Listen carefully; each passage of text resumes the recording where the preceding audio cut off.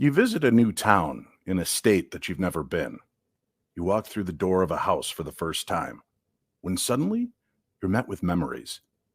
Memories of this town, in this state, in this house, where you've only just visited. Memories come back to you, memories that are vague but familiar and seem to exist at just the outer edges of your mind. Is this deja vu? Or are you remembering something from a past life? A memory that is faint but unmistakably yours. What could this possibly mean? Well, believe it or not, this is more common than you know, and it doesn't just live in the realm of fake science. As a matter of fact, Dr. Ian Stevenson was a psychiatrist who worked for the University of Virginia School of Medicine for 50 years. He was chair of the Department of Psychiatry from 1957 to 1967. He was the Carlson Professor of Psychiatry from 1967 to 2001, and had a research professor of psychiatry from 2002 until his death. He was also the founder and director of the University of Virginia's Division of Perceptual Studies, investigating parapsychological phenomena such as reincarnation, near-death experiences, out-of-body experiences, and altered states of consciousness, and psi. He became internationally recognized for his research into reincarnation by discovering evidence suggesting that memories and physical injuries can be transferred from one lifetime to another. Dr. Stevenson's reincarnation research began in 1960 when he learned of a case in Sri Lanka where a child reported remembering a past life. He traveled extensively over a period of 40 years, investigating 3,000 cases of children around the world who recalled having past lives. This led to Dr. Stevenson's conviction that reincarnation was most likely a reality. Today, we explore spontaneous past life memories. Our guest is Shelley Kaehr, PhD, discussing her book, Blast from the Past. Later, we'll be joined by master hypnotherapist and past life regressionist Damian Bertrand, discussing dangers and advantages of looking back to past lives. And Aaron Sagers stops by to review the classic cult film, The Reincarnation of Peter Proud. All that next on the Paranormal 60 with Dave Schrader. I'm not gonna stand here and listen to this baloney. He won't float. He doesn't stand for baloney.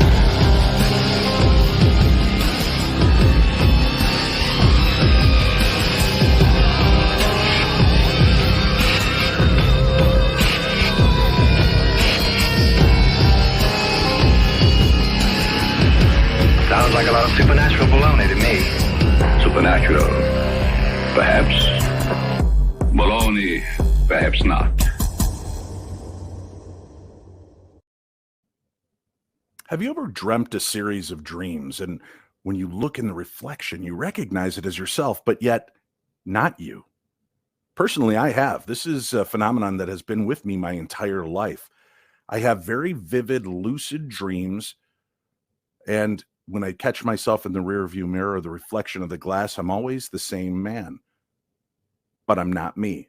But I know that that version of me was also connected to my soul.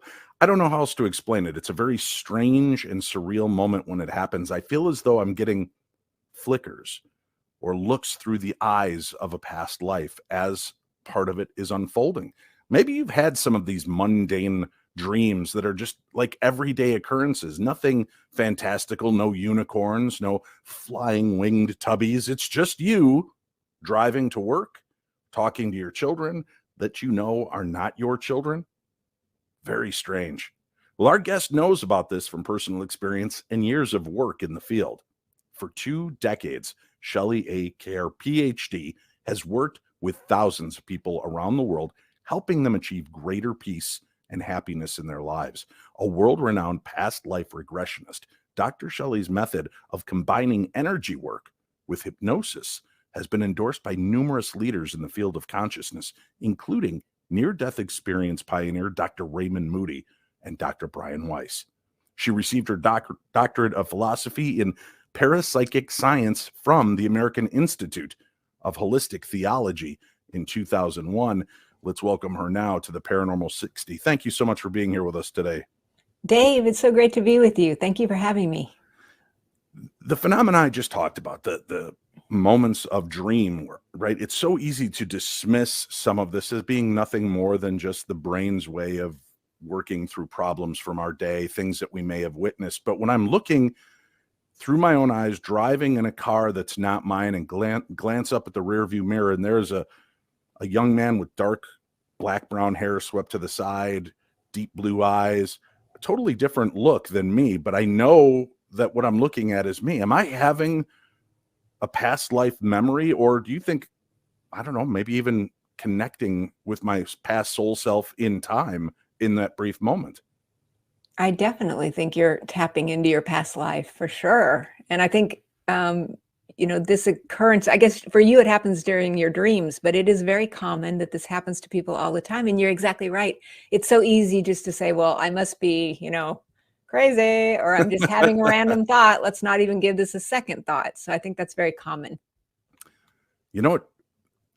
I find, and this is something that literally just hit me. I'm starting to get the willies as we're talking about it, but how many times do we catch ourselves driving to work or home or doing something and we kind of lose ourselves and we just find ourselves pulling into the driveway, right? And you're like, how the hell did I get here? I don't even remember that pathway. And then I'm thinking about looking at myself in the mirror, seeing a different reflection look back at me, like Quantum Leap, right? Yes. But knowing that this is me. And I'm wondering if in those minutes, is it a past soul checking in? Is it a future self checking in? And they're watching through the lens of our eyes. That's why there's kind of a cognizant disconnect. I have thought about that because a lot of my books, we connect with spirit guides who help us go on these journeys. And so I've often questioned, that comforting presence who comes to be with us in the car or otherwise, is that actually a version of ourselves, whether it's the future self or, like you said, maybe it's a past life coming to comfort us and guide us, maybe steer us away from harm and things like that. I think that's definitely possible for sure. When people refer to the higher self, we often think of this great global consciousness and this enlightened version. And I just wonder if connecting to our higher self is just past incarnations that have been there, done that, and maybe are giving us, hey, don't put your hand in the fire, man. That doesn't work well. Trust me, right? And then they show me the burned hand. I wonder if there are those moments that are cycling through and happening around us all the time.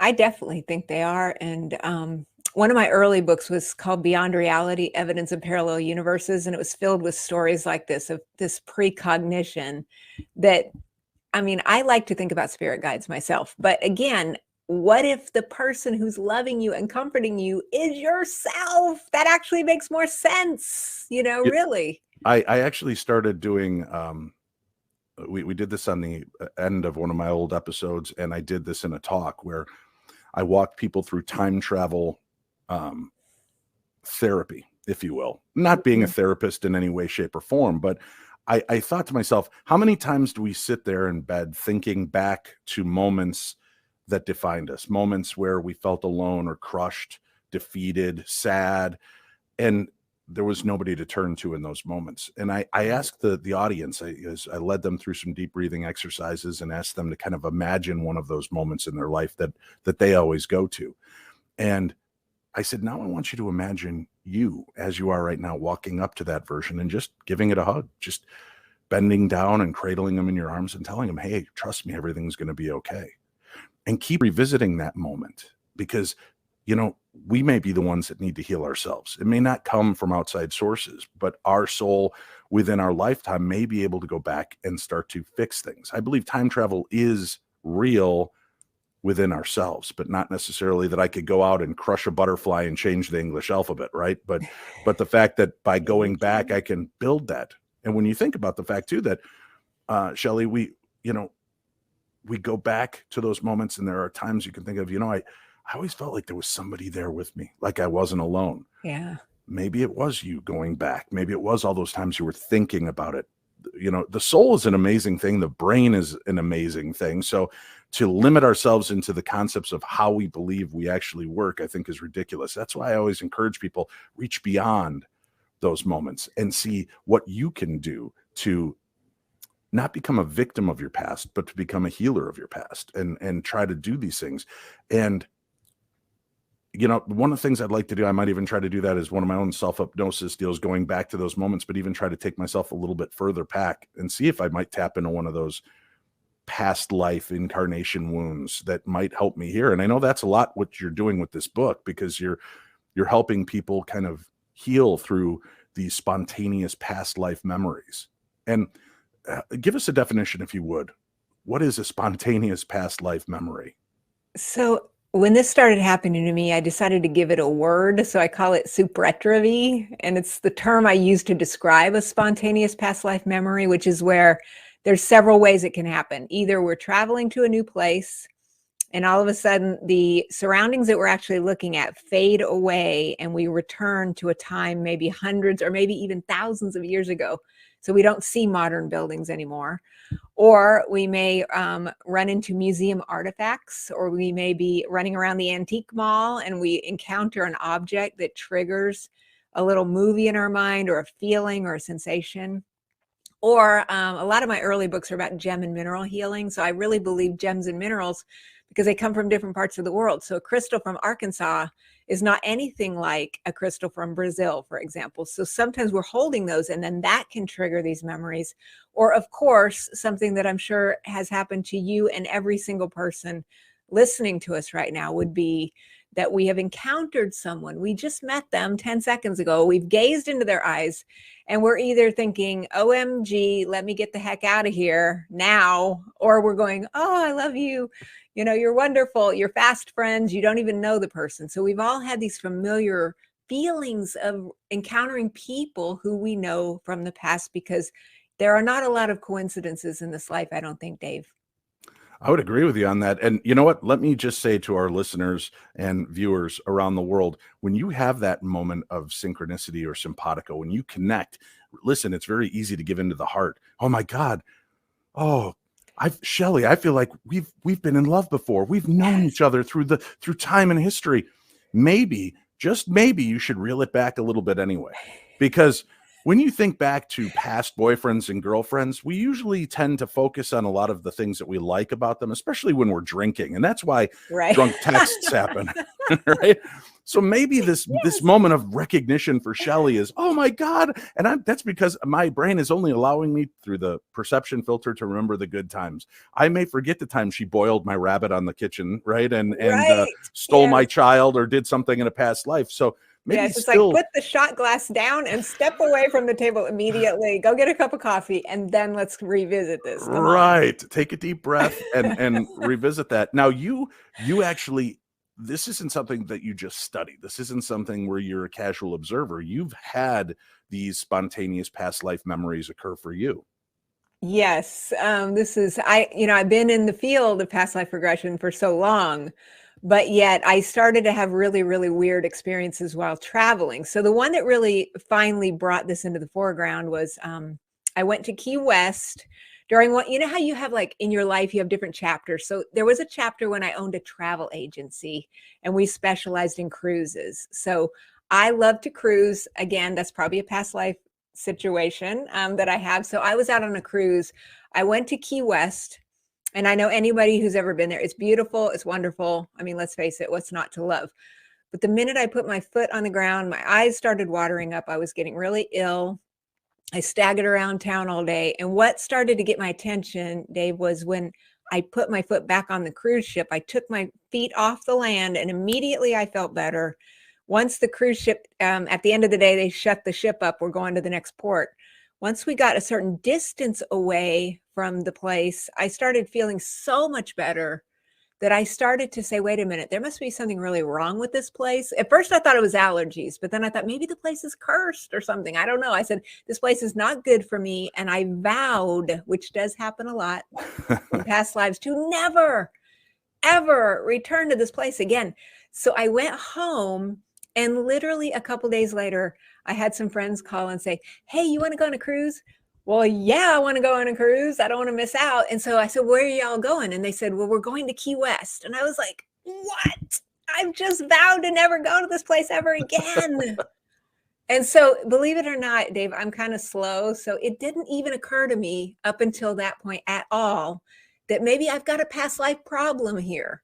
So finally, I thought, how am I going to get to go on the cruise but not suffer and struggle? So I decided at that point, it took me this long, even as long as I've been doing this, to contact one of my students who took me on a past life regression. And I saw myself in the 1700s out on a ship, and I was a deckhand.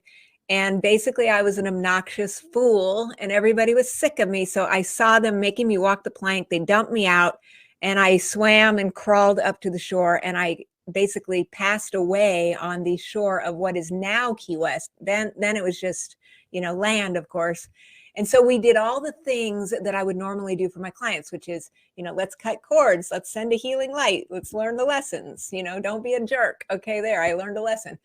So I thought, man, now I am super interested. What is going to happen when I go back here? Is this really going to work? I mean, can I put my money where my mouth is? And the stuff that I've been doing all these years, does it actually even work? Because I hadn't really had any super issues that I had looked into for a long, long time. So I showed up back over there, and long story short, I walked right up the same place I went last time when I started to have this overwhelming feeling. And I could get very close to the area where I feel like I had passed away. And I was like, wow, I started to have that nauseous feeling. So I sent light to it. I just kind of did some energy healing kind of things. And then I just said, I think I'm okay now. So I walked around the village, had a great time, got back on the ship, and that was the end of that. And so that's what really made me start saying, wait a minute, if this is happening to me, and if I was able to change the way I perceived a place so dramatically, just through a few healing exercises and a guided journey, basically, then this must be something I need to reach out to other people and ask them about. And that's when I found out this happens to everybody, Dave. They're just not always aware of it. You're right. Everybody I know that goes to Florida never wants to go back again.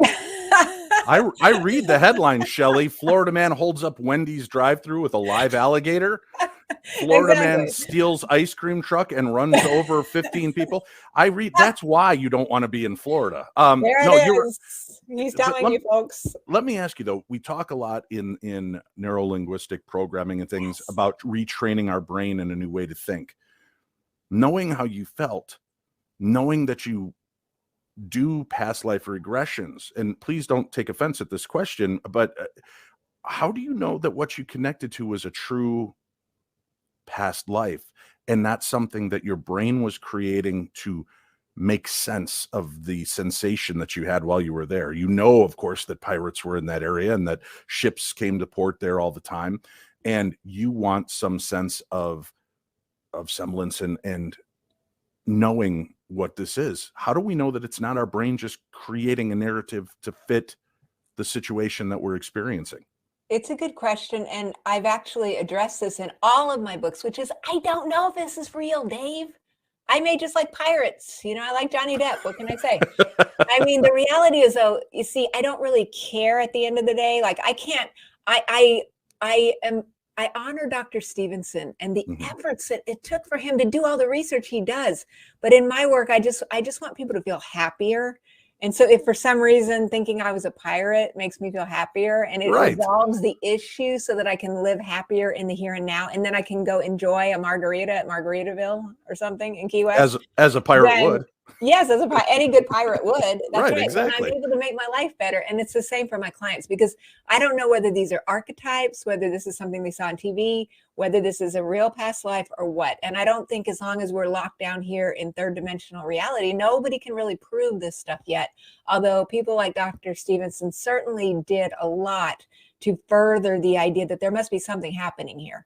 Well, and the fact that he was finding children that would have a distinct marking on them, who remembered living in this town and their best friend cleaving them in the head with a hatchet, and they died, and they take this kid back to the town that he's never been, and they find that this guy was murdered. He was hit in the head right in the same spot. This kid has a scar or a birthmark. I mean, that transcends as you said, the 3D model or perception of what we are and what our possibilities truly are. Right. But Florida wasn't the only time you had an experience, comrade. Wasn't it in Moscow as well? Yeah, there is a lot of weird times, Dave. One of the weirdest ones, I did an early series on this, and then Blast from the Past is my newer one. So I had talked about how museum artifacts can be very, very triggering for people. So I was on another cruise that went from St. Petersburg to Moscow. And all throughout the cruise, this is not in my conscious mind yet, though, that this was a problem or a situation, because this is back in 2006 before I'd actually put this stuff together. But there was many places along that river where I felt like I had been there before, but it culminated when we got to Moscow and we've got to take a tour bus over to the Kremlin Armory Museum.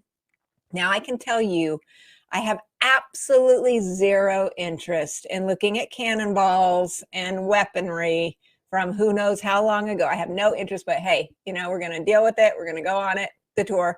It's a huge building. You go down into the basement at the end of the tour. There's this huge carriage house that looks about the size of a high school gymnasium. And so everybody's making kind of a counterclockwise turn around this to look at all the ancient carriages from the Russian Federation through the centuries. So the minute I get to the bottom of the stairs, I'm starting to turn and I start to feel this, like I'm going to throw up, and something is trying to calm me down. Maybe it was that future me. I don't know. Something just said, calm down and just look right over here at this carriage. And something just said, I've seen this before. So it was kind of a similar situation that later happened to me in Key West, where I was told to very, very slowly just go up to it and try to stand near it, because it was very jarring. And I saw the little placard on it, and it said that it was a gift from James I of England to the Russian Tsar at the time, whose name I cannot remember. But all of a sudden, then I started to have a little movie run in my mind of the citizenry out in the streets, and the carriage was riding through the streets. So at that moment, I thought, well, maybe I was a Russian, and I saw this in the past. Later that same year, I was in London, and I have an obsession with Henry VIII and the Six Wives of Henry VIII. Like, I've read 2,000-page books on this. I mean, it's insane. So I always wanted to go to Hampton Court Palace. And if people go there during Christmas time, they open up the Tudor kitchens, and it's really cool. So I went to Hampton Court Palace, and what is weird, this gets back to what you're asking me before. Am I making this stuff up, or is it coming in from nowhere? I really thought I must have been there during the life of Henry VIII. But when I walked through those areas where he had been, there was nothing familiar about that at all. But what happened was, many years ago, my very first book on regression was called Lifestream. And I gave the readers a guided journey in that book, like I do with all my books. And I had taken myself on that journey. And you always have to set your intentions of what you want to see. So I wanted to know why I love England. And I ended up going into this hallway, this black and white checkered hallway. And I just saw it just for a flash, and then I came out of it. And so when we were in Hampton Court, we went through all the Henry VIII part, and then we went to the very last part of the tour where they took us into this hallway. And I looked and I went, oh my God, it's the black and white checkered floor. And they said that hallway had been added on by King James I of England. He's the one that gave the carriage to the Russians. And so suddenly I saw an image of the carriage, and then I thought to myself, maybe I actually was some maid or something. I mean, I don't even know. I've never had a full regression on this, because I like to keep some things kind of mysterious. But I thought maybe I was some maid or something scrubbing the floors. And I happened to be maybe encountering that carriage on that end, and that maybe that scene I saw of the Russians seeing the carriage go through the streets, that could have just been a memory, because memories stick on to objects, as you probably are aware. That's a very paranormal thing that happens. So bottom line, it's weird. And bottom line is, antiques and artifacts do affect people all the time, whether they're consciously aware of it or not. I would even think that maybe you were one of the craftsmen that helped build this carriage. Oh, maybe. And you built into that carriage the blood, sweat, and tears of your labor, which, again, we find that in some instances, we call these soul fractures through paranormal investigating. That could have just been a piece of you left over. So that's why you connected with where the carriage was built and where the carriage ended up, because there was an essence of that soul in both locations. Fascinating either way. And the book, you cover a lot of really interesting cases. I've got it says you've talked to clients on Egypt, the Civil War, a house in Arkansas, and you go through ways and modalities that people can actually heal through having these past life moments. And that's really become kind of your pathway to help people so they don't feel alone. They don't feel like they're crazy, and realize that luggage we're carrying from the past may be something we can leave there. Exactly. Yeah, I've always wanted to give the guided journeys to the reader so that, these days you can just read this right into an app and play this back. And these journeys and exercises are hopefully very helpful because, yes, you're not crazy. That's what I'm here to tell you. I hear, I get letters all the time, people going, oh my gosh, I didn't know that there was no name for this. Or, even people, when I ask them, has this happened to you? Sometimes it would take them a couple of days to get back to me because, like you mentioned at the beginning of the show, we are trained by the society, as you know, to shove this stuff down, just go, oh, wow, that was weird, and then never mention it again to anyone. And so we don't want to seem crazy. No, we want to try to fit in. Unless we're on this show, then we're okay. Then we know we're all together. It's a good fit. Shelley A. Kaehr, Blast from the Past, Healing Spontaneous Past Life Memories. We've got a link up for her website, a link up to the book. You can go to the paranormal60.com, click on the store tab, and scroll down to our Amazon store. Go on in there, and we have the book there and waiting for you. Shelley, thank you so much for joining us and spending some time here with us today. I really appreciate it. It's been fantastic to be with you. I look forward to talking to you again. Thank you. All right, folks, we're going to talk to Damian Bertrand, our guest, in just a few moments. But before we do that, I find this interesting because Shelley brought up the fact that museums have an effect. And I have an email from the mailbox of the Macabre that I'd like to read for you now. And I thought this was a fascinating story. We'll get Damian's take on this as well and talk to him a little bit about his work in hypnotherapy and past life regressions. But first, from the mailbox of the Macabre, Dave, this is the strangest experience of my life. When I was around 12, I had gone on vacation with my family. We were visiting an old historic museum for whatever town we were visiting on our long car ride. It was a standard local museum. Lots of photos of old shops, houses, and people just walking along Main Street. There were trophy cases lined with ribbons, trophies, and citations, and the like, celebrating every aspect of this little town. When we crossed the threshold of one of the rooms, I got a chill. Like every hair on my neck, arms, and legs stood up on end. I almost felt sick to my stomach. I steadied myself and tried to convince myself that the long, hot car ride with two chain-smoking parents must have finally gotten to me. That's when I noticed this room was dedicated to those that had been lost to the numerous wars our nation had been taken part in. I walked, staring intently through the protective glass at photos, mementos, and old letters, lovingly, painstakingly, and meticulously cared for and displayed. I turned and saw a glass-top table in the middle of the room, and there, staring back at me, was a ruddy old man face on an 8x10 black and white picture.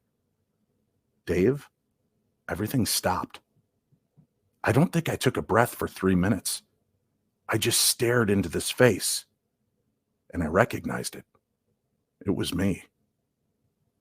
He was the longtime caretaker of this museum who had passed away 10 years before I was born. He was a war veteran that served in World War II and the Korean War. He was decorated and obviously was respected by the community. Dave, when I saw the pictures, it was like I was taken back to another time and another place. I could almost smell the home cooking as I looked at the family photos, and the names of everyone in the pictures sprang to my mind. Then there were the letters. Letters he had sent home every week to his wife. As I read through them, I could feel the tears welling up in my eyes, and I could swear I could hear the sounds of the war in my head as I read his words. The whole thing was very emotional, and that's when I felt a hand on my shoulder. I wheeled around in shock and stood there facing a well-dressed man with a broad smile. "Anthony?" I murmured. I could see the shock on his face when I called him by name. Yes, I'm Anthony. I'm the curator here. But how did you know my name? That's when I noticed his name tag and pointed to it. But that was not how I knew his name. I knew his name because he was my son. We turned to look at the table, and he told me about this old man.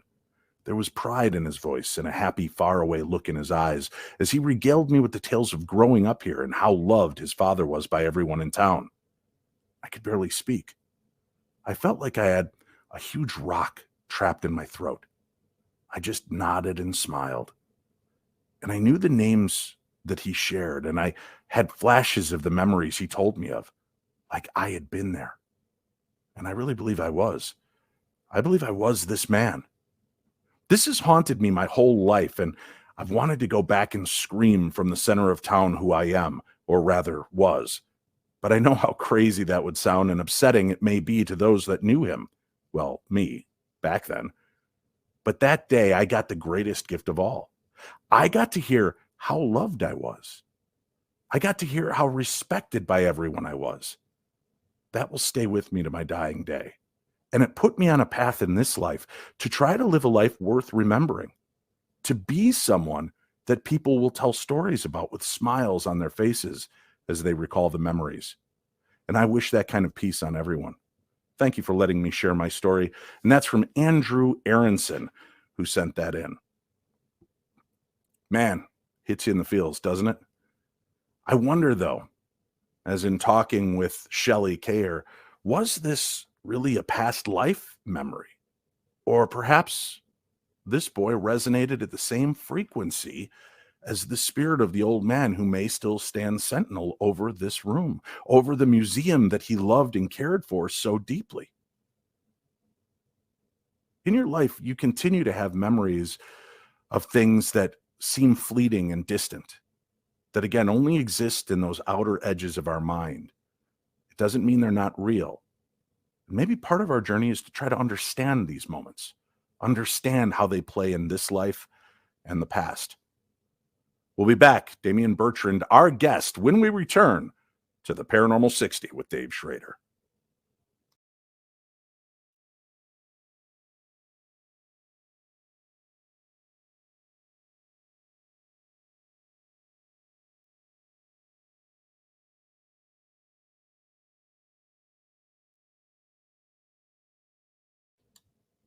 And welcome back to the Paranormal 60 with Dave Schrader. It's time now to visit with a friend. Damian Bertrand is a world-renowned clinical hypnotherapist and past life regressionist who's appeared on many programs.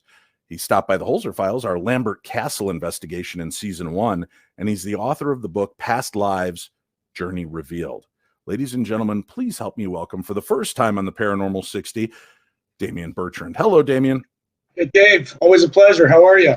Going great, man. It's great to see you, and I know you're out traveling. Are you allowed to say where you are in the world right now, or is this some covert secret? No, I'm in Lima, Peru currently. Beautiful weather, nice food, nice people, wonderful place. Very cool. Well, today we're talking about past lives. We're talking about visiting these moments, and I do want to mention again the book Past Lives, Journeys Revealed, Damian Bertrand's book. We do have a link for it up if you go to paranormal60.com and then click on the store tab, scroll down to our Amazon page, go in there, and you'll see we've got a paranormal section, a true crime section, gift sections, all of that. And this will be right in our paranormal section. Get the audio version or the regular version of the book. Both of them are available there. Damian, you know, I know talking about past lives is very exciting and magical to a lot of people, myself included. But I had a couple of harder questions I wanted to pose to you. I'm curious, is it dangerous to start poking around in our past lives? If I'm not having any recollection of them here, I'm not having these fleeting moments or walk into a place that I recognize. If I just go to a hypnotherapist and want a regression, can that lead to a dangerous situation down the road? It's a great question. I believe in past life regression therapy for therapeutic purposes. So meaning, you know, who was I in a past life could help me define who I am today. Could help me understand maybe some of the issues I'm having today, such as self-confidence, relationship issues, maybe lack of success. What is it that's blocking me from being who I want to be? Now, one good question that you brought up is going to a hypnotherapist. Make sure they are a credible hypnotherapist. Get some type of referral to make sure that they're going to really match with you, and then interview that person and see if you're comfortable working with them. All these things are very, very important. But to go back to your question, it's a great question for your listeners, your viewers. First of all, what is your purpose? What are you trying to learn? What are you trying to gain? What are you trying to Exactly. reflect on with this past life regression therapy? Because it can be very, very emotional, absolutely emotional. It can be very life-changing in a good way, or possibly in a way that you don't want it to be.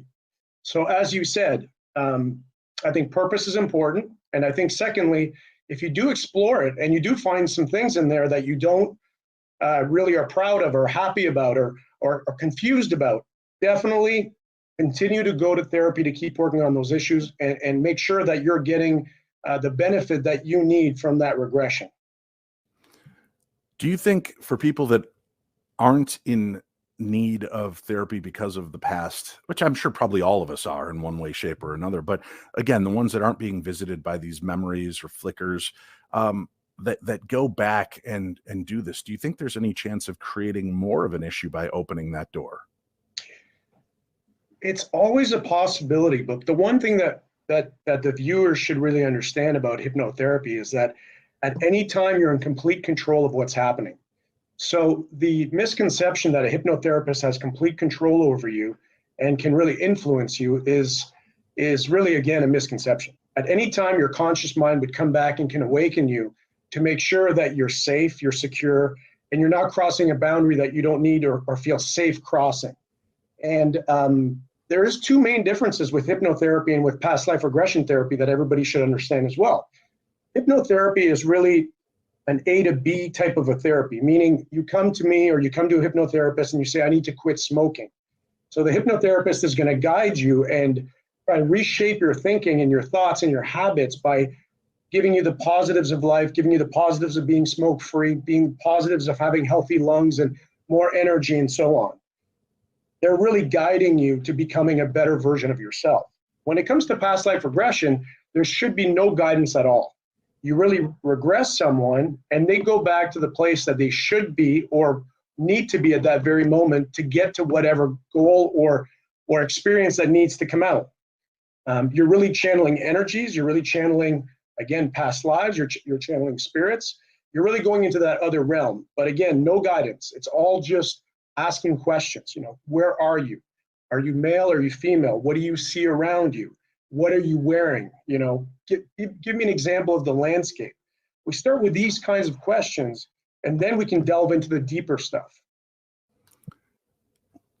Play the what if game with me, if you don't mind, Damian. Let's say you and I are doing a past life regression, and we tap into the fact that I, in fact, was Albert Einstein, or perhaps Wolfgang Amadeus Mozart. Is there a way to through hypnotherapy bring aspects of that personality, maybe their knowledge and intelligence, into this lifetime, opening me up to be more of a service to the world and to people with the gifts that I've had in the past? Yeah, that's a great question. I do believe that we can channel positive energy and positive experiences and positive talents from a past life into this life. But I also believe the universe gives us exactly what we need at this very moment, whether we interpret it as positive or negative. And what I mean by that is somebody like Mozart's a great example. As a small child, he could compose works of art that adults couldn't compose, that have been playing instruments in the piano for decades. And when you look at someone like that, it's, for me, very, very obvious that in a past life, he had been a good pianist, and then he carried those skills and talents forward, and as a child remembered all those events and just produced what he produced and gave the world those gifts. Now, if you could channel and find out that in a past life you were, say, Mozart, in this lifetime, were you meant to play the piano and create art again? Or are you meant to use that skill set and that talent set, but in a different way? So talents for me are all energy based. And wherever you put that energy, you can do good or you can do not so good. But what I mean by that is I could become a jingle writer for Coca-Cola in this lifetime. Yeah, California raisins, right? That's right. So I really believe that talent is just energy, and whatever we use it for in every lifetime, we can produce and produce very, very good things. And it's all within all of us. I also believe, bringing back the child aspect, that until a certain age, kids, almost all kids, can remember their past lives. Our society chooses to ask kids to forget those memories. The imaginary friend doesn't exist. The talking about the World War or airplanes, or those are just things you heard or imagined, or this, it's not real. When I believe that it absolutely is real. I think society suppresses our children to keep them conformed into what we want them to be. So I think we should encourage our children to talk to us, let out what you think is your friend. Tell me about him. Tell me about your experiences. Get things out so that we can learn. With that said, then, what about the other way around? Let's say, God forbid, you take me back to a past life and it turns out I'm Ted Bundy or Adolf Hitler, Eileen Wuornos, this dark soul. By opening that door, does that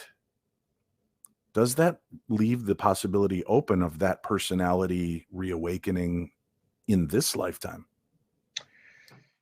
That's a great question. I mean, those really, really negative energies are around us at all times.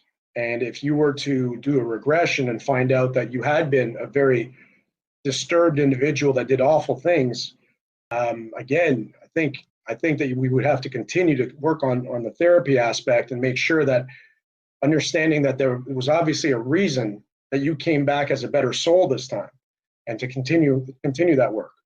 One of the interesting things that you bring up about Ted Bundy is, a couple of years back, I did a regression with a woman named Rhonda Stakely.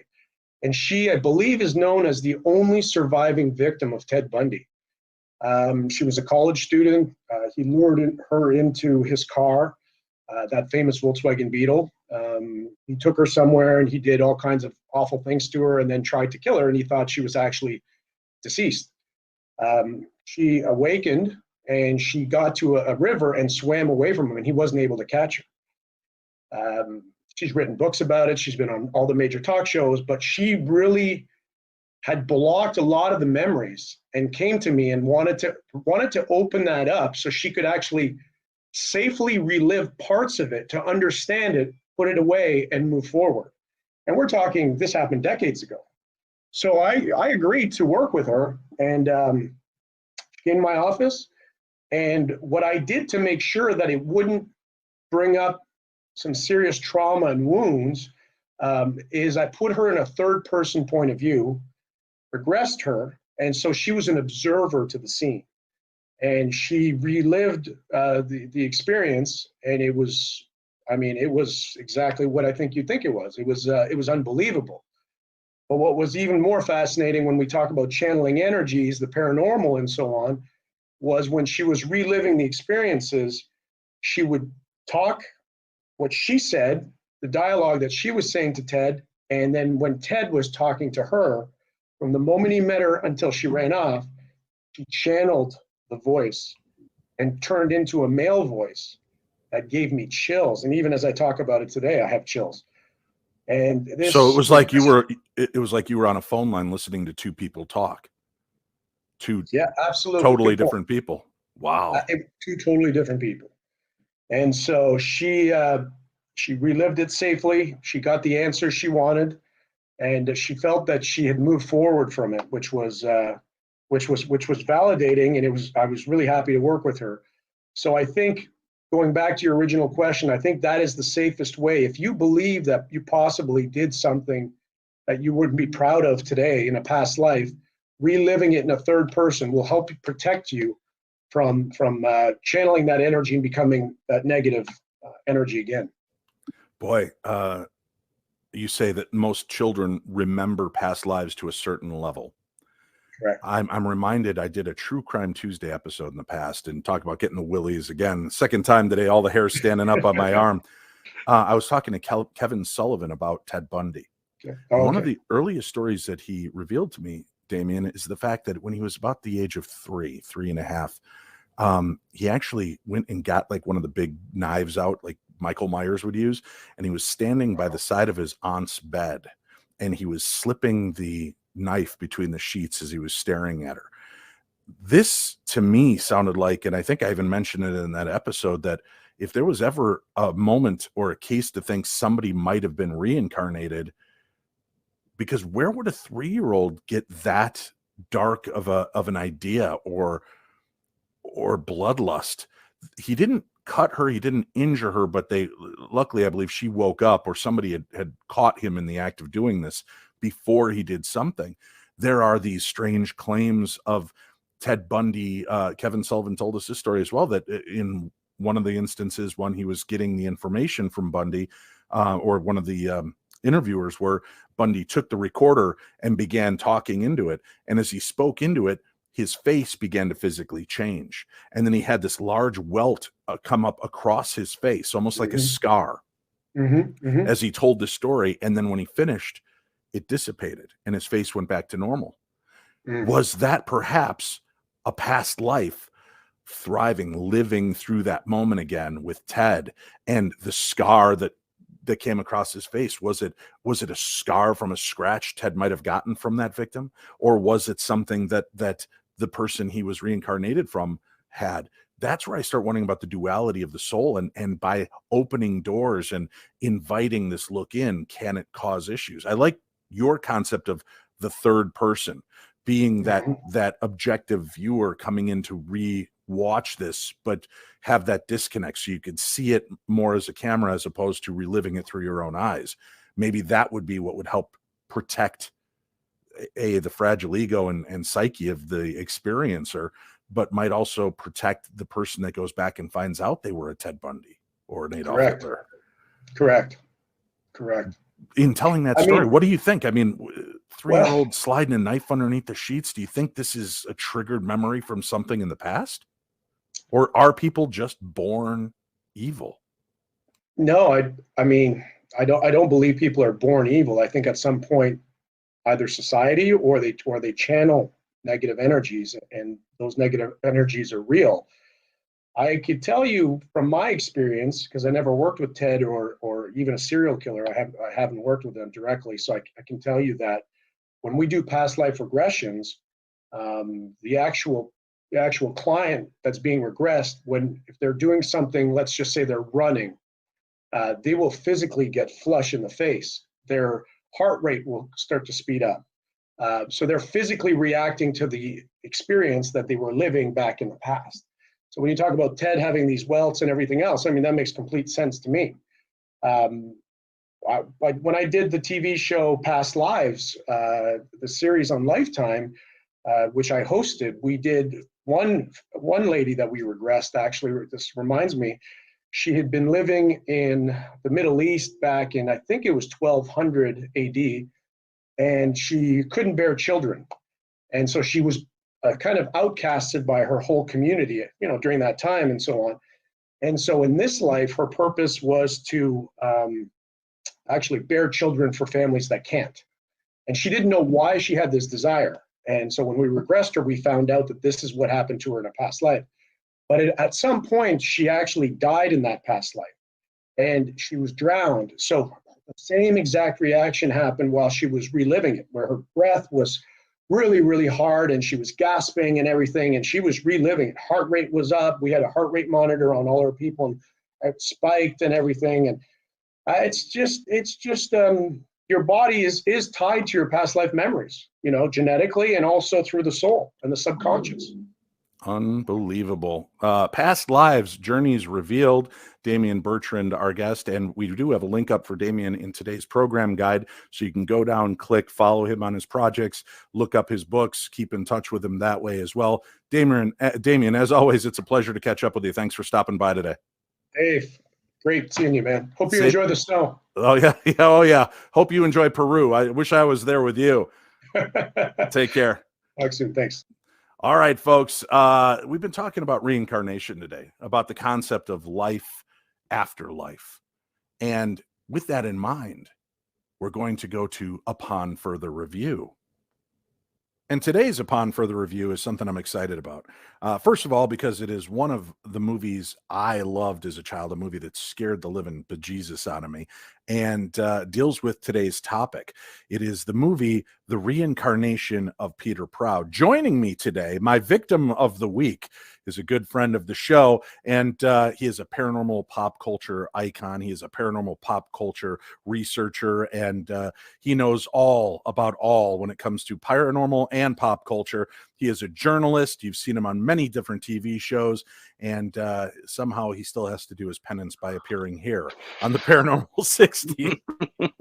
Aaron Sagers. Good to see you, Aaron. Hey, Dave. Thanks so much for having me on. Look, we'll do a little drink together, all right? Let's Yeah. raise our glasses, and all right, we will get started.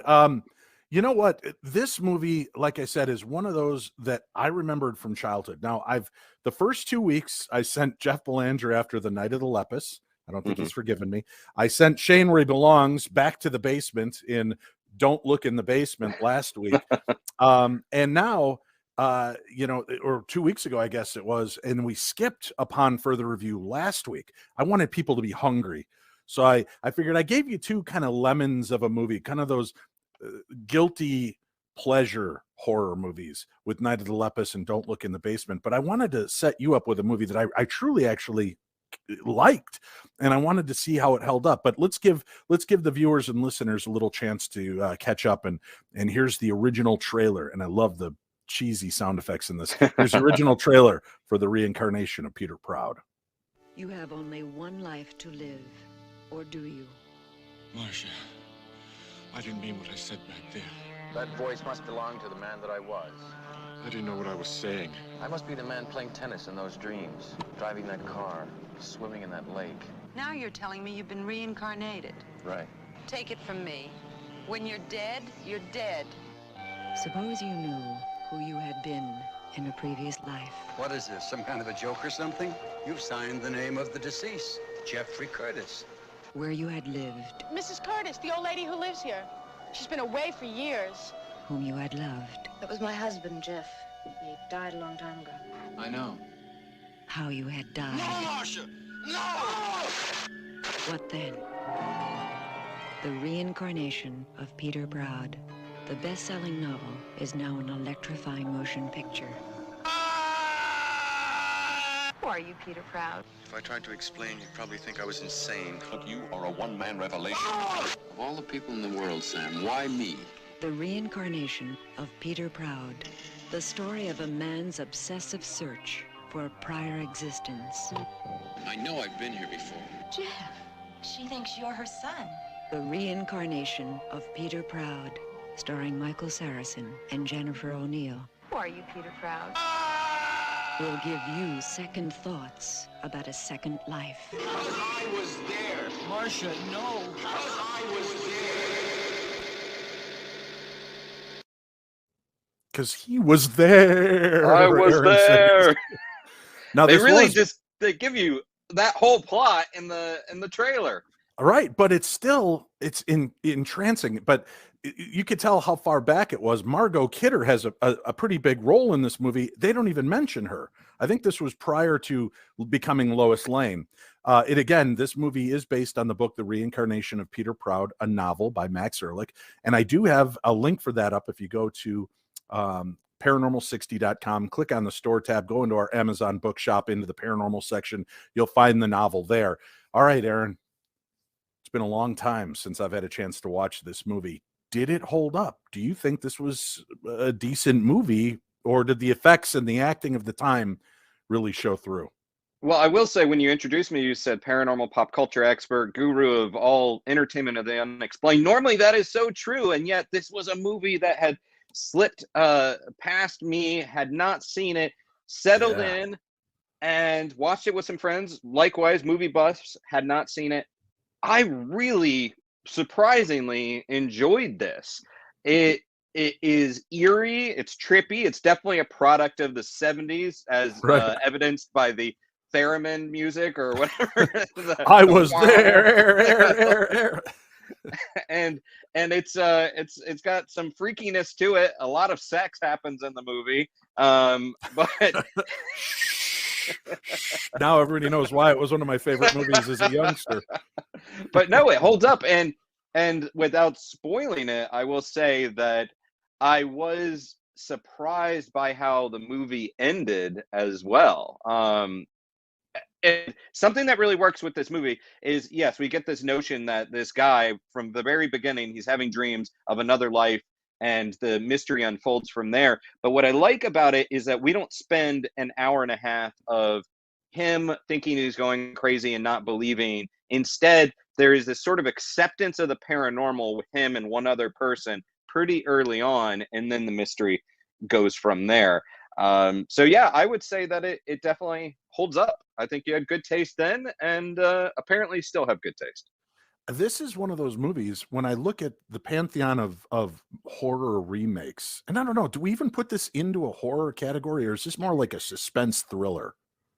I would say on Wikipedia they call it a psychological horror. I did not read anything about this before I watched it, and then I was reading up a little bit. So they say psychological horror. I would say suspense. I think it's paranormal suspense. Yeah, and it's a great little flick, but this is one of those, why not remake this instead of revisiting the pot of Friday the 13th or Night of the Living Dead or, any of the classics horror movies? Why not reboot with something that has a great skeletal format to it? And with today's filming and acting is much better. I'm sorry. The cast was interesting for its time, but it was very dated and kind of that, but what are you telling me, Aaron? Right? I mean, everything's kind of that over dramatized way of speaking from the 70s kind of shock film value. Yeah. Yeah, no, it definitely has that 70s vibe to it. And you're right. I mean, why not remake something that has less of a footprint in pop culture rather than remake something that's already so well known and iconic? Actually, apparently, David Fincher, who directed Seven, of course, was a couple of years ago looking at remaking this. And I guess just it fell apart. Yeah, because who wants a decent movie when we can go back and put a new mask on Friday the 13th and sell a Mountain Dew logo in between to, help format the movie. And I'm not beating up. Listen, I like a lot of these reboots of the movies that have come out, but I just, that movie, I think people will turn away from it because it looks dated. When you watch the trailer, the hairdos, the clothing, the groovy 70s vibe it's got going, but the story is so compelling. Now, we rate these movies on the Phantom scale. 1 Phantom, no bueno. 5 Phantoms, you got to see this movie. Where do you put the reincarnation of Peter Proud? I'm going to say on the Phantom scale, Phantom meter, I would say, yeah, this is a 4. This is a 4 Phantom for me. Excellent. Now, you guys can find it on Amazon, and I'll tell you what, I'll make it easy for you. I'll even put this movie into the paranormal Amazon section as well, not in the book section, but like the gifts and swag stuff. I'll put this movie in there so you guys can find it and buy the Blu-ray DVD. I think Blu-ray's like $7.99. The DVD is like $10. So it's well worth it, and they've cleaned it up. I actually have a copy from years ago on DVD that is not a great quality version, and it was one that they originally released. They've since cleaned it up, and if you're resourceful enough, you can find it other places. But if you're going to spend money, why not just go get it from the podcast website and store? That would help me out in the long run. And really, this is all about me. I love this. Suppose you knew who you had been in a previous life, where you lived, whom you had loved, and how you died. What then? The reincarnation of Peter Proud. What then? Not exactly a concise tagline, but no. Well, it's better than this one. The reincarnation of Peter Proud. He was dead. Now he's alive. Jeffrey Curtis. Yeah, this is it's a fascinating tale, and I love the fact that you can take a reincarnation story, which they've done before. There are other reincarnation movies out there that are interesting and intriguing to watch. But this one, I feel really kind of set the tone for every other movie after that. Yeah, and throughout the trippiness of it, as this mystery is being pursued, you kind of find yourself, I did, rooting for the main character, Peter Proud, as he's kind of discovering things about, are these memories, or is it another life, or what? As he sees certain things that trigger more of his past, and the dreams start kind of playing out in reality, you really are on board with him. And he's kind of a likable character too, actually. Am I suffering a stroke, or did it just get a lot darker in here? It did. Very Or, I mean, maybe we're having a stroke at the same time. Right. But yes, I saw it as well. Suddenly, for you watching out there on the live video stream of this, things have just gotten eerie here in the old Schrader abode. My light just decided to cack out on me. Maybe it's time to reincarnate the bulb and put a new one in. But I want to talk also real quickly before we let you go. Aaron, you have got a great new project that's going. Talk to our listeners and tell them what they can see and where they can find it. Yeah, and thank you for asking about it. So for a while now, I've been doing these live streams with denofgeek.com. That's an entertainment outlet, and they cover all things nerdy. A while back during the height of pandemic, I was just like, hey, let me interview people about the paranormal on live stream. That went well, and it is now become known as Talking Strange. It is a new paranormal pop culture live stream and podcasts and whole paranormal content initiative with denofgeek.com. So we've had guests like Greg Nicotero, Elvira, Alan Tudyk from Resident Alien. Tomorrow we're talking to David Dastmalchian from the Suicide Squad. Sure. Ant-Man. He's a comic book creator as well. So he's got a new horror comic out, or horror comedy comic. And then also talking to friends like hopefully you at some point, and Amy Bruni, Adam Berry from Kindred Spirits, the guys from Ghost Hunters like Jason Hawes. So it's a mix of paranormal and pop culture, and we're just kind of keeping it weird. How can people find it? Go to denofgeek.com. You can find it there. Also, you can listen on Spotify and Apple Podcasts. Look up Talking Strange. And on the Den of Geek YouTube channel, we have the videos up there as well, labeled Talking Strange. And you'll see my face all over the place, along with people that are much prettier than I am as I interview them. Shenanigans. There's nobody prettier than Aaron Sagers. Oh, and I'm digging the lumberjack look today, buddy. I like this. The rustic wood barn behind you, the flannel, the knit cap. Are you gonna sling your axe over your shoulder and head off to talk to Babe, the big blue ox, when we're done here? I need to go split some wood, I guess. I know it is a departure from the tiki outfits I normally wear, but man, it's cold. It's cold out there. Yeah. Well, we have got links in today's program guide so that you can find Aaron's new podcast and programs. We'll also have a link up to Aaron's website and Den of Geek, so you can find it all conveniently in one place. Buddy, it's always good to catch up with you. Thanks for being here. Thank you, sir. Thanks for having me on, and let's do it again. You got it. Thank you very much for watching the movie, too. All right, guys, we are at the time of the show, and it's getting close to say goodbye. Listen, you only live once. Well, that's how the old saying goes. A sentiment that has been shared by the youth of today with the YOLO movement.